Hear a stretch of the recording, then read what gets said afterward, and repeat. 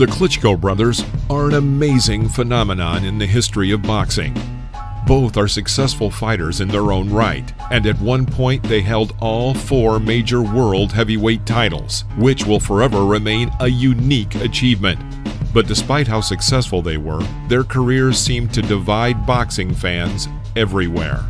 Some were delighted with their victories, calling the brothers boxing legends, and dreamed that their children would repeat the success of Vitaly and Wladimir. Others considered their fights boring and monotonous, saying that their fighting style was too prudent, too accurate, and only worked because of their physical superiority, and that they fought only weaker opponents. I am sure that the representatives of both of these categories will be among the viewers of this video, but on this channel we suggest that you evaluate them only for their boxing talent.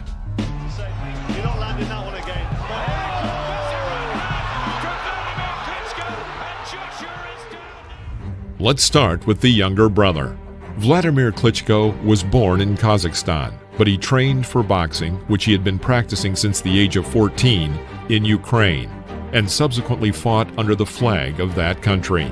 At the very beginning of his career, he and his brother promised their mother that they would never fight one another. And since then, both have repeatedly stated that there is no money in the world which would cause them to break that promise. In 1993, Wladimir won the European Youth Championship. 2 years later, he won gold in the military championships, and in 1996 he brought the gold to Ukraine at the Atlanta Olympics. His brother Vitaly was supposed to attend the Atlanta Olympics in his place, but failed a drug test, although he claimed that he took the drugs only to treat an injury. Wladimir did not disappoint, became an Olympic champion, and switched to professional boxing. The brothers' coach, Fritz Dunik, was German, and a majority of their careers were spent in Germany. Wladimir Klitschko took his first championship belt in 1998 when he became the WBC Intercontinental Champion and subsequently successfully defended his title twice. But the third defense took place in Kiev, where Wladimir lost by technical knockout in the 11th round to American boxer Ross Pirity. It was an unfortunate defeat, but it was these kinds of losses that made the boxer stronger. Losses like this also brought about a common theme in the Klitschko brothers' career: the brothers' revenge. As soon as one of them was defeated in the ring, the press would immediately call on his brother to avenge the family's honor, although the brothers always denied that revenge was their motivation. This was the case, for instance, with the American boxer Chris Bird, who is credited with victory due to Vitaly's injury, but became the victim of Wladimir just a few months later.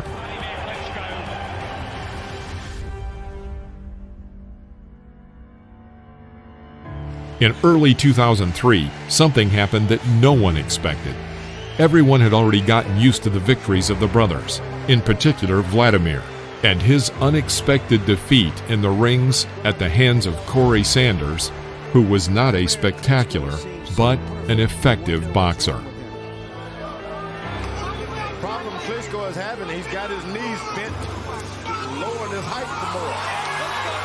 Right on the eyebrow. Long time to go. Is about to become the last winning out on this round. So Wladimir Klitschko is down twice in the open. He was able to do in this situation.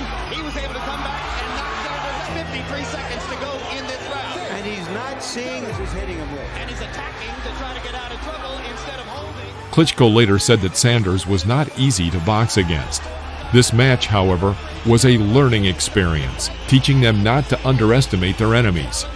Vitaly learned the strengths of his opponent and then avenged his brother by beating Sanders in the ring and taking the championship belt. The most mysterious fight in Wladimir Klitschko's career was against Lamont Brewster for the vacant WBO world title. Wladimir cheerfully started the fight, knocking down his opponent, but after that, literally in a matter of seconds, he seemed to lose all his strength. Brewster then finished him off and took the belt, but it took some time to bring Wladimir to his senses. Then it turned out that his blood sugar level was 2 times higher than normal. Cameras had recorded suspicious people who manipulated a bottle of water from which Wladimir drank. It was suggested that he had been the victim of a deliberate plot. After 4 years, Wladimir Klitschko took revenge against Brewster and won when Le Mans Corner refused to continue the fight before the 7th round. Anticlimactic knockout if ever there was one. A merciful exit for Wladimir Brewster. Over the next 9 years, the boxer won 16 fights, and they would have continued working together, but Emmanuel passed away. Klitschko still says that it was Stewart who laid the foundation that he used until the very end of his career. Going back to the loss to Brewster in 2004, what makes it even more memorable is that Wladimir would not lose again until 2015. Against the backdrop of Vladimir's many victories and his effective, pragmatic, and polished style, it was the defeats that were especially striking and had an influence on his formation as a boxer of the highest class, whose style was significantly different from his brother. In terms of victories, the most important ones were the victories over Samuel Peter, controversial David Haye, and Alexander Povetkin. Year after year, Klitschko invariably won, despite the fact that everyone had long been accustomed to his fighting style, knew how he delivers his blows, and what combinations he uses. Still, they were added to the list of his victims. Wladimir said, "Even a long winning streak will not make me relax and feel like a star, in the worst sense of the word. The most delightful feeling is when you know exactly what your opponent is going to do and gently lead him to a mistake. If you play the combinations correctly, you win, like chess." At that time, there were already critics that claimed that the brothers were just lucky, and they were able to rise and take the belts simply because of the lack of serious rivals.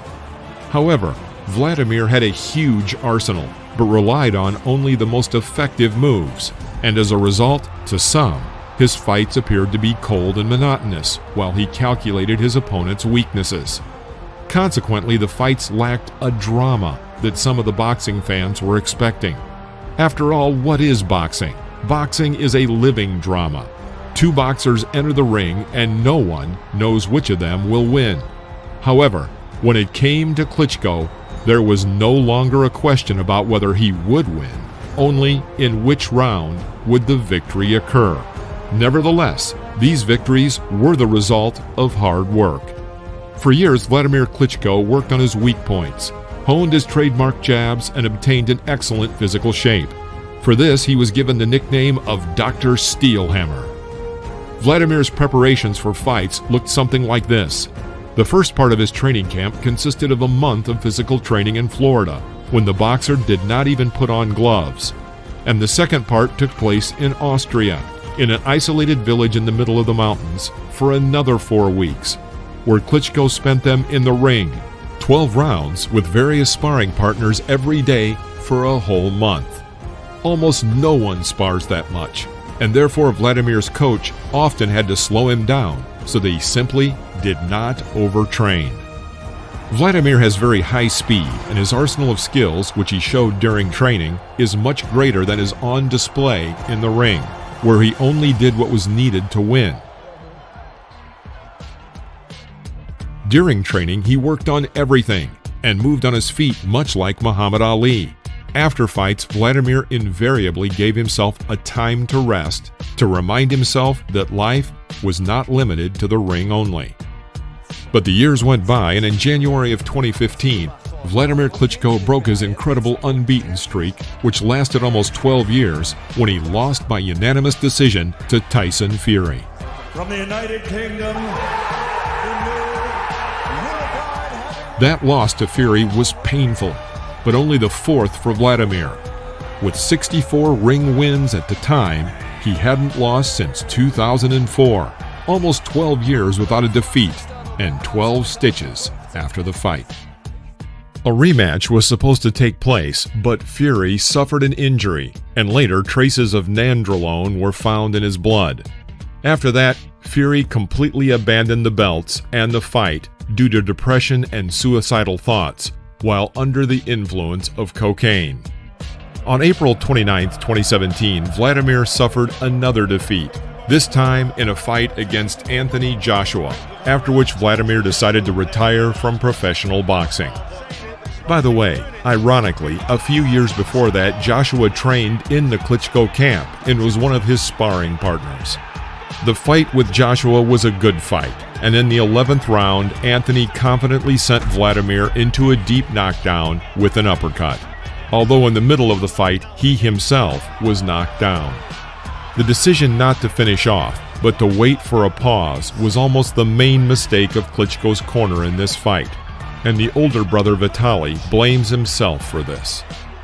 Wladimir believes that his brother's advice did not affect his tactics, which were based primarily on his personal experience. Time passed, and the public was waiting for the announcement of a rematch, and the Ukrainian boxer himself noted that the chances in the second fight would again be equal. But in the end, Klitschko decided to hang up his gloves. It's really sad that I didn't make it tonight. I was planning to do it. It didn't work. But all the respect to Anthony, congratulations. Love and respect to you guys, 90,000 people present. You're awesome, guys. Thank you so much for your support of the sport and of this fight. Ukrainian boxer Wladimir Klitschko ended his professional career, and he announced this decision in a video message recorded in English and German. The athlete, who is now 46 years old, spent 69 fights in the professional ring and suffered only 5 defeats. And in 2000, he was a multiple world champion, according to 3 boxing organizations. In terms of length of stay and the status of champion, Wladimir was second only to legendary Joe Louis, who, by the way, has always been Vladimir's role model. And the same Joe holds the record for the number of title defenses, 25 times, while Klitschko defended his belt 21 times. These are excellent statistics in the bright career that is now behind him.